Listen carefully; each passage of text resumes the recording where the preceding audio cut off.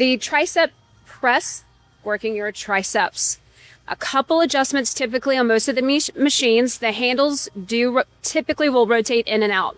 So you can rotate them inward if you are smaller. So again, for my ladies, I would suggest going in. If you are taller, 5'10" or taller, you're probably going to need a little bit more width for your body frame. So just adjust it to you. The seat also moves. So you want to adjust this according to your height. Obviously, the shorter you're going to be up higher, the taller you're going to be lower. Pay attention to your weight stack as well on these machines, making sure this is a smaller muscle, so do not go very heavy when beginning this exercise.